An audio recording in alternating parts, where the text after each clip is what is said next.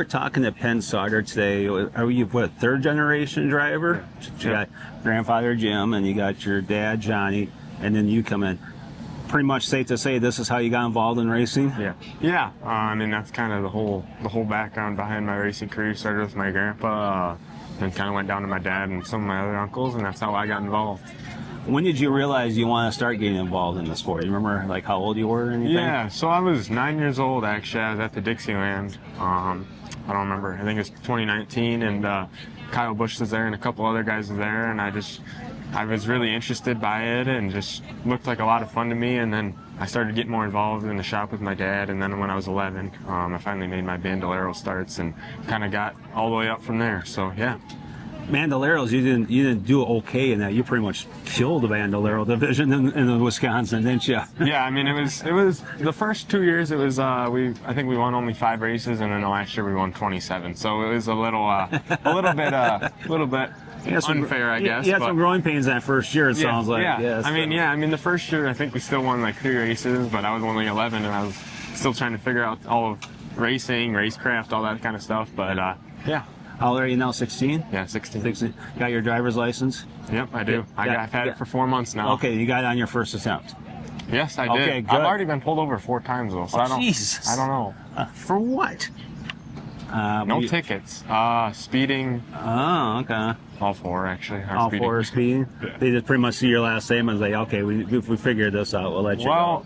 I've only been pulled over once near my home. Everywhere else has been kind of all over the place. So you keep the speed on the track, dude. Yeah, I try. So, you made the big step from the Bandolero up to the late model. Let's talk about that transition, how it was for you personally. Yeah, I mean, I struggled a lot with it towards the start. I think we went and tested a couple times, and I'd never really had the most speed. But and then finally, like about, I think it was 6 races in, I got my first win, and everything just started to click from there. Top 3 after top 3, and then more wins, more poles, everything kind of came with it. So yeah, that was the best, probably the most fun racing I've ever had in my life, was just me and my dad in limited late model racing. But yeah.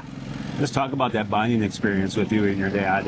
Has that really tightened up that bond between the two of you when you started getting the shop? Yeah, I mean, there can be good and bad to it. A lot of arguments, a lot of times we can celebrate together over the good things that happen. So it's kind of a love-hate relationship with racing between me and him. But yeah, I mean, it's just a lot of fun to be able to work with my dad and call him my crew chief and call him my car owner and call him a lot of things. Do you want to move up to like where your dad got up to the cup level and such, or you kind of? Yeah, I mean that's the end goal for me. Mm-hmm. I mean, I'm still trying to figure out how to win a super late race yet, but that's obviously the end goal, and hopefully we can make that happen.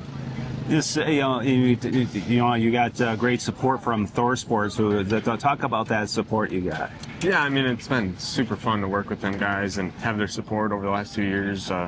Me and Duke. It's just when we got hooked up, it was just a good combination. Obviously, my dad drove for him, and there's a lot of good things about it, and really fun to work with him. Without them, I really wouldn't probably be here today or wherever I am super late racing. So yeah, hopefully we can get it turned around towards the end of this year. We've had a lot of speed, just no results to show for it. Yeah, I think that today we had a good car here in the spring for this year, and we had a good one at the ASA race. So hopefully we can put it together and go get our first win. Yeah.